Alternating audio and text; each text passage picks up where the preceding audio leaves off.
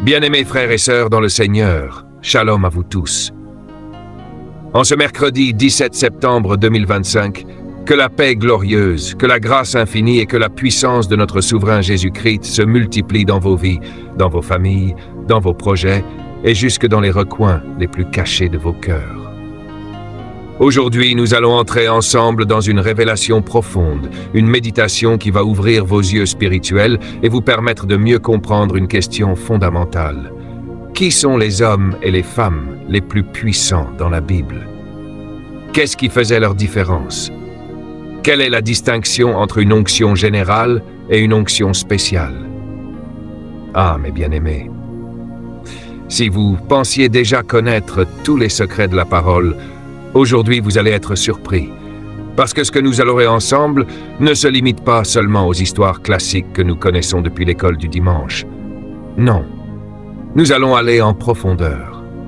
Nous allons voir comment Dieu choisit, comment Dieu équipe, et comment Dieu élève certains de ses serviteurs à un niveau d'autorité, de puissance et de gloire qui dépasse l'entendement humain. Mais avant d'avancer, laissez-moi vous poser une question.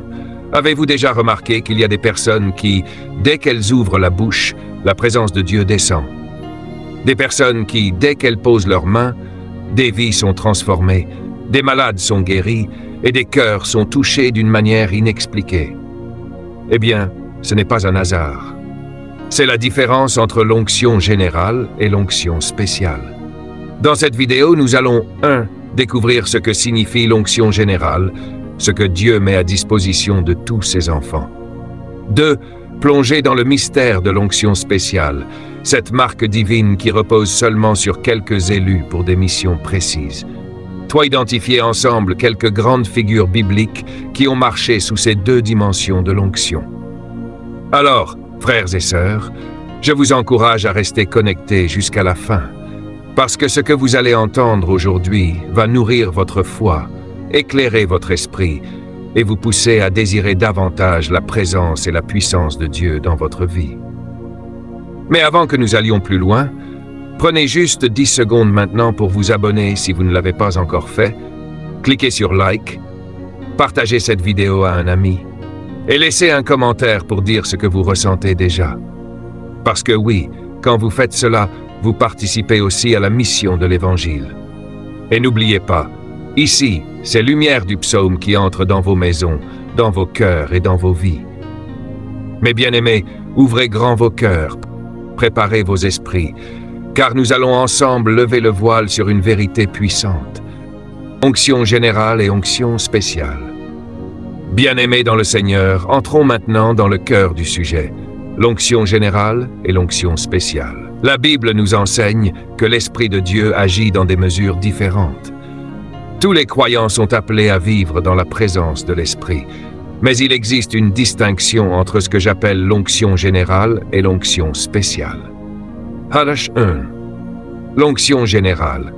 L'onction générale est cette mesure de grâce que Dieu donne à tous ceux qui croient en lui. Elle est répandue sur tout le peuple de Dieu, sans distinction. Elle donne la capacité de marcher dans la sanctification, de servir le Seigneur et de porter du fruit dans la vie chrétienne. Le prophète Joël l'avait annoncé. « Après cela, je répandrai mon esprit sur toute chair. Vos fils et vos filles prophétiseront, vos vieillards auront des songes et vos jeunes gens des visions. » Joël 2. Et l'apôtre Pierre confirme le jour de la Pentecôte. « Dans les derniers jours, dit Dieu, je répandrai de mon esprit sur toute chair. » C'est pourquoi, aujourd'hui, chaque croyant qui accepte Jésus-Christ et reçoit le Saint-Esprit marche déjà sous une onction générale. Elle permet de témoigner de Christ, de prier avec efficacité, de résister au péché et d'annoncer l'Évangile. Exemple biblique. Les 70 disciples envoyés par Jésus, Luc 17. Ils ont reçu une onction générale pour annoncer la bonne nouvelle, guérir les malades et chasser les démons. Mais cette onction ne faisait pas d'eux des apôtres du même rang que Pierre, Jacques ou Jean. 2. L'onction spéciale.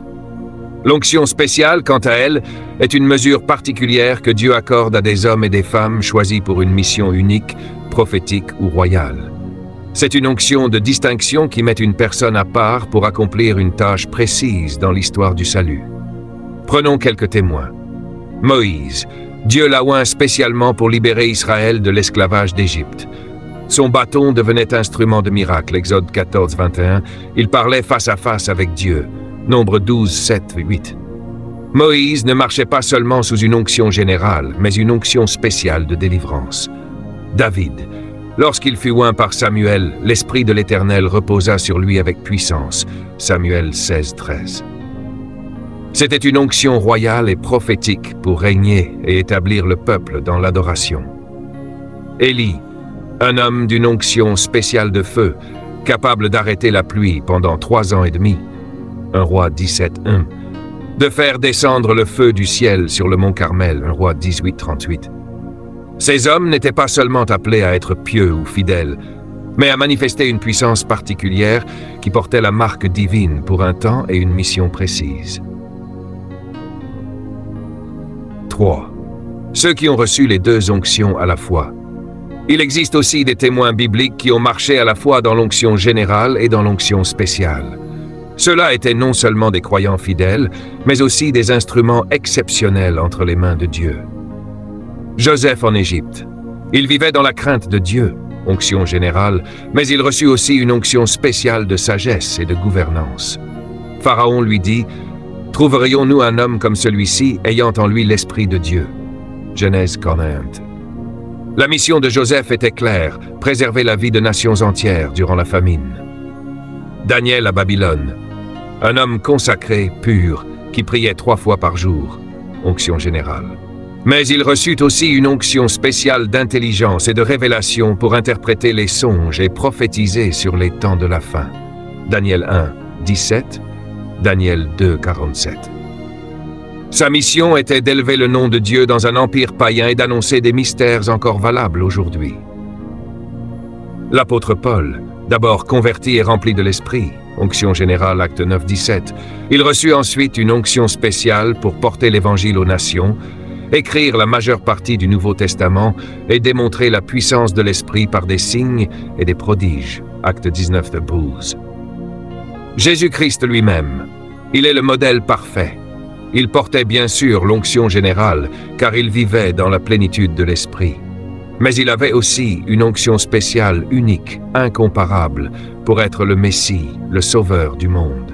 Pierre dit, « Vous savez comment Dieu a oint du Saint-Esprit et de force Jésus de Nazareth, qui allait de lieu en lieu faisant du bien et guérissant tous ceux qui étaient sous l'empire du diable. » 4. Application pour nous aujourd'hui. Bien-aimés, ce que nous voyons dans ces exemples, c'est que l'onction générale nous permet de marcher comme enfants de Dieu. L'onction spéciale nous distingue pour une mission unique. Certains reçoivent les 2 pour porter une responsabilité historique dans le plan divin. Alors, pose-toi la question aujourd'hui.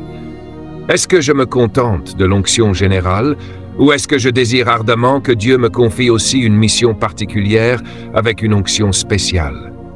Car la Bible dit « Recherchez avec ardeur les dons les meilleurs » Corinthiens 12, 31. Dieu cherche encore des hommes et des femmes prêts à recevoir cette onction spéciale pour marquer leur génération, comme Moïse, David, Joseph, Daniel, Paul, et toi peut-être. Les missions précises confiées par Dieu selon les types d'onction. Bien-aimés dans le Seigneur, après avoir vu la différence entre l'onction générale et l'onction spéciale, entrons maintenant dans un mystère encore plus profond. Les missions précises que Dieu confie à ceux qui portent ces onctions. Les missions liées à l'onction générale. L'onction générale est donnée à tous les enfants de Dieu pour accomplir une mission essentielle, témoigner de Christ et porter du fruit. Jésus l'a dit. Vous recevrez une puissance, le Saint-Esprit survenant sur vous, et vous serez mes témoins à Jérusalem, dans toute la Judée, dans la Samarie et jusqu'aux extrémités de la terre. Acte 1, 8. Les 70 disciples envoyés par Jésus en Luc 10 avaient pour mission d'annoncer la paix, de guérir les malades et de proclamer que le royaume de Dieu s'était approché. C'était une mission de témoignage accessible à tout croyant rempli du Saint-Esprit. Aujourd'hui encore, cette mission est la nôtre. Partager l'Évangile autour de nous, vivre dans la sanctification et porter du fruit pour la gloire de Dieu. Les missions liées à l'onction spéciale. L'onction spéciale, elle, est accordée à certains pour des missions extraordinaires et historiques. Moïse, mission de libérer Israël de l'Égypte et d'établir la loi, Exode 3:10. David, mission de conduire Israël comme roi et d'élever l'adoration par les psaumes, 1 Samuel 16:13. Élie, mission de restaurer l'alliance et de confronter l'idolâtrie à travers des miracles de feu, 1 Roi 18:37-9. Ces hommes n'avaient pas seulement une piété personnelle, ils avaient reçu une grâce exceptionnelle pour transformer l'histoire de tout un peuple. 3. Les missions de ceux qui ont reçu les deux onctions. Certains serviteurs ont marché dans l'onction générale et dans l'onction spéciale, ce qui les a rendus stratégiques dans le plan divin. Joseph, fidèle dans la sanctification, Genèse 39:9, mais aussi oint spécialement pour sauver des nations entières de la famine, Genèse 41:39-40. Daniel, consacré dans la prière, Daniel 6:10, mais aussi choisi pour révéler les mystères prophétiques des royaumes, Daniel 2:47. Paul, disciple rempli de l'Esprit, Acte 9:17. Mais aussi apôtre spécial des nations, porteur de signes et de révélations, Acte 19:11-12. Jésus-Christ, modèle suprême, oint de l'Esprit pour manifester l'amour de Dieu, onction générale, mais aussi oint d'une mission unique de Rédempteur du monde, Acte 10. 4. Application pour nous aujourd'hui, bien-aimés, chaque type d'onction correspond à une mission. Avec l'onction générale, Dieu t'appelle à être témoin, lumière et sel dans ta génération. Avec l'onction spéciale, Dieu peut te confier une mission particulière pour ton peuple, ton Église ou même les nations. Et si tu recherches Dieu de tout ton cœur, il peut t'accorder les deux, comme il l'a fait avec Joseph, Daniel ou Paul. Alors pose-toi la question, quelle mission Dieu me confie-t-il aujourd'hui? Est-ce que je marche simplement dans l'onction générale ou suis-je en train de me préparer pour recevoir une onction spéciale qui transformera des vies autour de moi? L'apôtre Paul dit « Recherchez avec ardeur les dons spirituels » 1 Corinthiens 14:11. Cela veut dire que Dieu a encore des missions spéciales à confier à ceux qui sont disponibles. Peut-être que toi aussi, tu es appelé à devenir un témoin particulier de sa gloire. Comment recevoir et entretenir l'onction bien-aimée dans le Seigneur? Nous avons vu la différence entre l'onction générale et l'onction spéciale. Mais la vraie question aujourd'hui est, comment recevoir cette onction et comment l'entretenir? 1. L'onction vient de Dieu seul. La première vérité fondamentale est celle-ci. L'onction ne s'achète pas et ne s'hérite pas comme une propriété humaine. Dans Acte 8, 18-20, Simon le magicien voulut acheter le don de Dieu avec de l'argent. Mais Pierre lui répondit avec fermeté, « Que ton argent périsse avec toi, puisque tu as cru que le don de Dieu s'acquérait à prix d'argent. » L'onction n'est pas une affaire de manipulation, d'influence ou de commerce. Elle vient du ciel uniquement par la main souveraine de Dieu. 2. Les conditions pour recevoir l'onction. Dieu ne répand pas son onction au hasard. Il cherche des cœurs disponibles. La foi. Hébreux 11:6 nous rappelle que sans la foi, il est impossible de lui être agréable. La sanctification. 2 Timothée 2:21 déclare « Si quelqu'un se purifie de ces choses, il sera un vase d'honneur, sanctifié, utile à son maître, propre à toute bonne œuvre. » L'obéissance. L'esprit ne demeure pas dans un cœur rebelle. Jésus dit en Jean 14:23 « Si quelqu'un m'aime, il gardera ma parole. Et mon Père l'aimera, nous viendrons à lui et nous ferons notre demeure chez lui. » La prière et le jeûne, Acte 13, 2-3, nous montre que c'est dans l'atmosphère de la prière et du jeûne que le Saint-Esprit a mis à part Paul et Barnabas pour l'œuvre. Ces conditions ne sont pas des barrières, mais des portes spirituelles qui nous donnent accès au flot de l'onction. 3. Des exemples bibliques puissants. Élisée. Il a reçu l'onction double parce qu'il est resté fidèle à Élie jusqu'à la fin. 2 Rois 2, 9-10. La fidélité ouvre les cieux. David, il entretenait l'onction par l'adoration et la louange. Même dans les chants oubliés de tous, il jouait de la harpe et invoquait Dieu. C'est là que l'onction l'a trouvé. 1 Samuel 16-13. Les apôtres, Ils ont persévéré dans la prière, la communion fraternelle et l'enseignement. Acte 2, 42. C'est ainsi que le feu de la Pentecôte n'a pas diminué, mais s'est répandu dans toute la terre. 4. Les avertissements. Ne pas perdre l'onction. L'onction peut être négligée ou même perdue. Regardons Samson, oint dès le ventre de sa mère. Il a fini par perdre sa force à cause de sa désobéissance et de son compromis. Juge 16, 20 dit, il se réveilla de son sommeil, et il dit, je m'en tirerai comme les autres fois, et je me dégagerai. Mais il ne savait pas que l'Éternel s'était retiré de lui. Le plus grand danger, ce n'est pas de ne pas avoir reçu l'onction, mais de la perdre en pensant qu'elle est acquise pour toujours. 5. Application pour nous aujourd'hui, bien-aimés. Si nous voulons marcher dans l'onction, restons dans une vie de prière constante.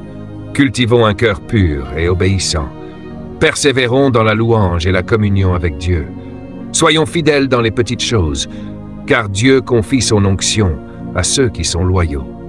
Chaque jour, demandons au Saint-Esprit de renouveler son onction en nous, car comme le dit 1 Jean 2, 27, l'onction que vous avez reçue de lui demeure en vous. En conclusion, retenons ceci. L'onction vient de Dieu. Elle se reçoit par la foi et l'obéissance. Elle s'entretient par la fidélité et la sanctification, et elle se perd par la désobéissance. Marchons donc chaque jour dans la crainte de Dieu et dans la dépendance de son Esprit, afin que l'onction grandisse en nous et éclaire le monde autour de nous. Élevons nos cœurs devant le Seigneur. Open Code, Père éternel, Dieu Tout-Puissant, nous reconnaissons que l'onction vient de toi seul. Merci pour cette parole qui a ouvert nos yeux et enflammé nos cœurs.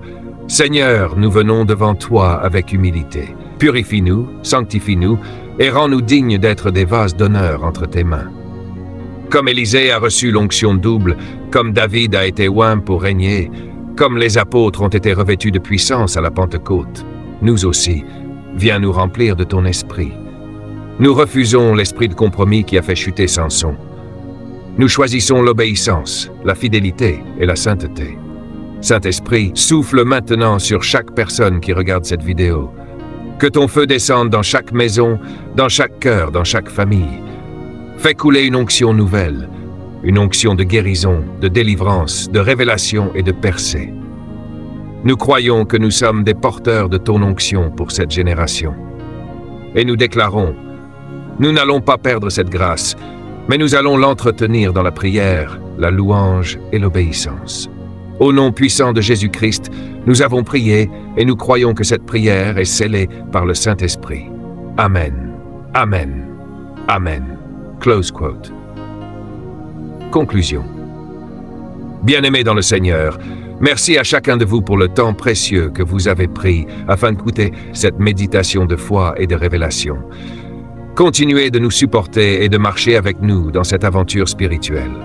Abonnez-vous à la chaîne Lumière du Psaume. Activez la cloche de notification pour ne rien manquer.